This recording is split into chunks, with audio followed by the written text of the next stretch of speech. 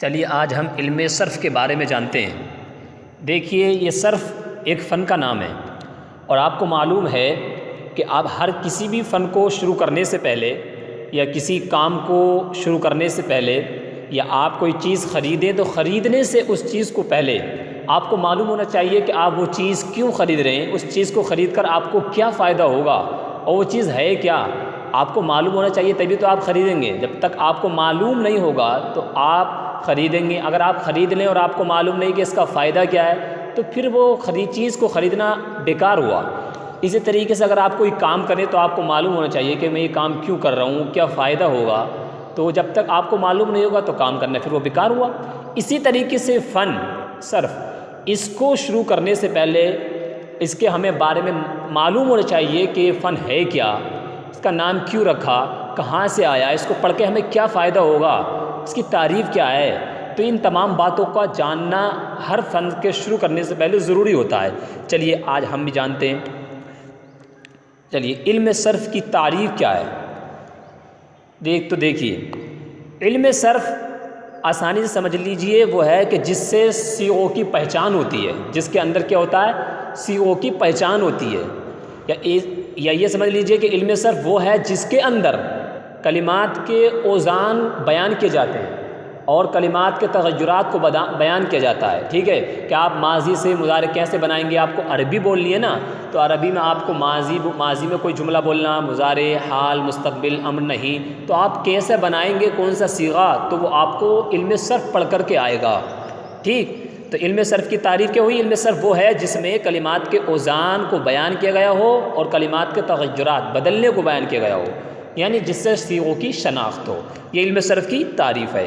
اچھا، تو علم صرف کا موضوع کیا ہے؟ اچھا، موضوع کیا ہوتا ہے؟ جب موضوع ہر فن کا موضوع وہ کہلاتا ہے کہ جس فن میں جس کے ذریعے سے بحث کی جاتی ہے نا، جیسے مثال کے طور پر فقہ ہے تو فقہ میں مسائل سے بحث کی جاتی ہے، یہ مسئلہ کیا ہے، یہ مسئلہ کیا ہے، یہ مسئلہ کیا ہے، تو وہ اس فقہ کا موضوع کہلائے گا۔ اسی طریقے سے نحو میں کلمہ و کلام سے بحث کی جاتی ہے کہ کلمہ معرب ہوگا یا مبنی ہوگا تو وہ اس کا موضوع کہلائے گا۔ اسی طریقے سے تو یہ وہ موضوع ہوتا ہے جس سے اس فن میں بحث کی جائے، تو اس میں صیغے سے بحث کی جاتی ہے کہ ماضی ہے، مضارع، امر ہے، نہیں ہے۔ تو علم صرف کا موضوع ہے الکلمۃ من حیث الصیغہ، یعنی کلمے کا صیغے کی حیثیت سے ہونا، یعنی ماضی ہے، یہ مضارع، امر نہیں، اس میں فاعل، اس میں مفعول، اس میں اعلیٰ، اس میں ظرف، یہ تمام آپ علم صرف میں آپ کو پتہ چلے گا۔ اچھا، تیسری بات یہ کہ اس کی غرض و غایت کیا ہے۔ غرض و غایت یہ دو چیزیں کیا ہے؟ دیکھیے غرض ہوتی ہے، مثال کے طور پر آپ کسی مارکیٹ میں جائیں تو مارکیٹ قلم خریدنے کے لیے، تو مارکیٹ میں آپ کا جانا یہ غرض ہوا اور آپ نے قلم خرید لیا، یہ غایت ہوئی۔ آئی سمجھ میں غرض و غایت میں فرق سمجھ میں آیا؟ اسی طریقے سے علم صرف کی جو غرض ہے وہ ہے ذہن کو لفظی غلطی سے محفوظ رکھنا، اپنے ذہن کو لفظی غلطی سے بچانا، کہ آپ کو کہاں ماضی کا صیغہ استعمال کرنا، کہاں مضارع کا، کہاں منصوب آپ کو کرنا ہے، تو یہ سب آپ کس کے ذریعے سے کریں گے؟ علم صرف پڑھ کر کے۔ اور اس کی غایت کیا ہوئی پھر؟ تو غایت یہ ہوئی کہ جب آپ علم صرف کو سیکھ لیں گے اور جب آپ لفظی غلطی سے محفوظ رہ جائیں گے، آپ کو اچھے سے بولنا آ جائے گا، تو وہ غرض ہو جائے گی۔ تو علم صرف کی غرض کیا ہوئی؟ ذہن کو خطائے لفظی سے، لفظی غلطی سے محفوظ رکھنا، یہ علم صرف کی غرض ہوئی۔ اچھا، یہ علم صرف کی کیا فضیلت ہے؟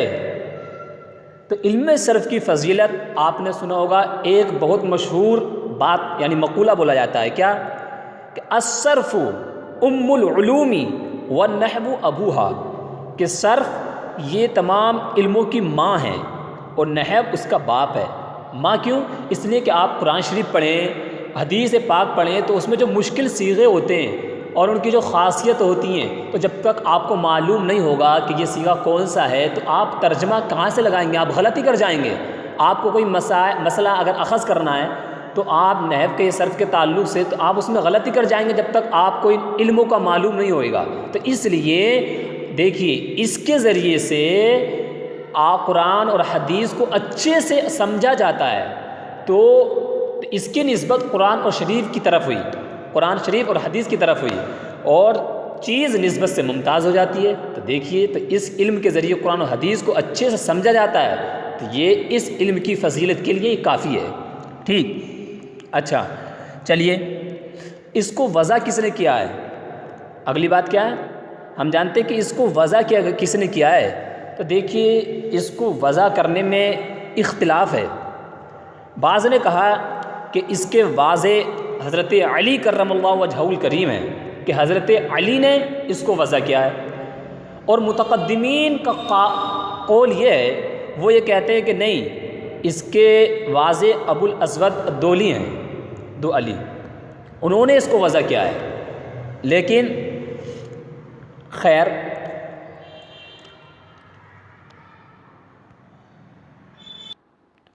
تو متقدمین کا قول حضرت ابو الاسود الدؤلی کا ہے، اور کچھ حضرت علی کرم اللہ وجہہ الکریم کا۔ لیکن آخرکار سوال یہ ہوتا ہے کہ اس فن کو وضع کیوں کیا ہے؟ کیا ضرورت پڑی تھی اس فن کو وضع کرنے کی؟ کس لیے وضع کیا ہے؟ تو دیکھیے، پہلے عرب کے اندر جب لوگ عربی بولتے تھے نا، تو چونکہ پہلے عربی پر اعراب تو تھے نہیں، نہ نقطے تھے، تو یہ اعراب اور نقوش وغیرہ تو یہ بعد میں لگے نا۔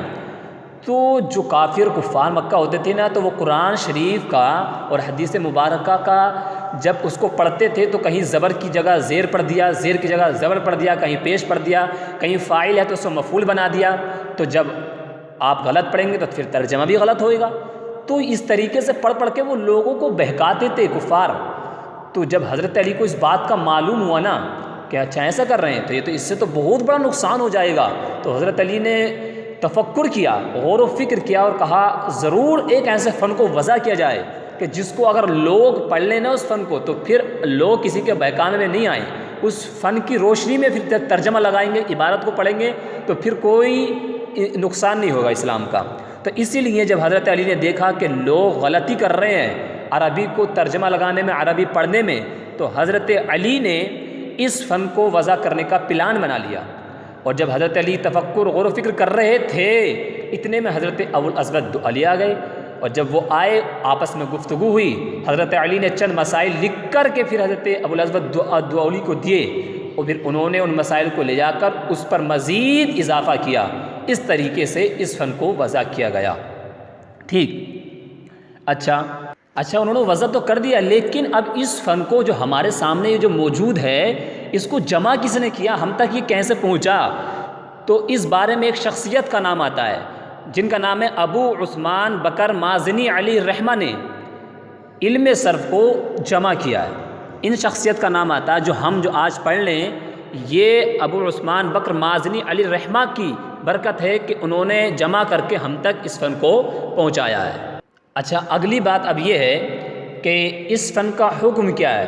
کیا اس فن کو سیکھنا تمام مسلمانوں پر لازم و فرض ہے یا ایسا نہیں ہے؟ تو اس کا حکم دیکھیے، فرض کفایہ ہے۔ فرض کفایہ کیا ہوتا ہے؟ فرض کفایہ کا مطلب یہ ہوتا ہے کہ اگر ایک نے بھی اس کو سیکھ لیا یا اس کو کر لیا تو سب لوگ اس سے بری ذمہ ہو جاتے ہیں۔ اگر ایک گاؤں میں، ایک علاقے میں، ایک شہر میں اگر ایک شخص نے بھی علم صرف کو سیکھ لیا نا، تو پھر دوسرے لوگ اس سے بری ذمہ ہو جائیں گے۔ دوسرے لوگوں کے اوپر سیکھنا اس کو لازم و ضروری نہیں ہے، لیکن اگر سیکھ لیں اچھا کام ہے، بہتر کام ہے، لیکن یہ فرض عین نہیں ہے بلکہ فرض کفایہ ہے۔ تو یہ اس فن کا حکم ہوا۔ اچھا، اب اگلی بات یہ کہ اس فن کا نام کیا ہے؟ صرف ہے۔ تو آخر سوال ہوتا ہے کہ اس فن کا نام صرف ہی کیوں رکھا؟ تو دیکھیے، صرف کے معنی آتے ہیں پھیرنا۔ کیا معنی آتے ہیں؟ پھیرنا۔ تو پھر کیا مناسبت ہوئی؟ تو دیکھیے، علم صرف کے اندر ہم گردانوں کو پھیرتے ہیں، کبھی ماضی پھیرتے ہیں، تو کبھی مضارع، کبھی امر، کبھی نہیں، کبھی اس میں فاعل، کبھی اس میں مفعول۔ تو اس میں جو ہے ایک صیغے کو دوسری طرف پھیرنا ہوتا بار بار۔ تو اس مناسبت کی وجہ سے اس فن کا نام صرف رکھا گیا۔ چلیے، میں امید کرتا ہوں آج آپ اس فن کے تعلق سے جانے ہوں گے کہ فرض ہے، یہ علم صرف ہے کیا، اور اس کو کیوں وضع کیا، کس نے وضع کیا، اس کو پڑھ کے ہمیں کیا فائدہ ہوگا، کی فضیلت انشاءاللہ میں امید کرتا ہوں آپ اچھے سے سمجھ گئے ہوں گے۔ اس کے باوجود اگر کوئی بات سمجھ میں نہیں آئی تو آپ بلا جھجک معلوم کر سکتے ہیں، لیکن مقصد ہمارا یہ ہے کہ آپ اچھے سے سمجھیے اور اس کو اپنی کاپی میں لکھیے، اور لکھ کر آپ اس کو اپنے ذہن میں پیوست کر لیجیے۔ بالکل، چلیے صلو علی الحبیب صلی اللہ علیہ محمد صلی اللہ تعالیٰ علیہ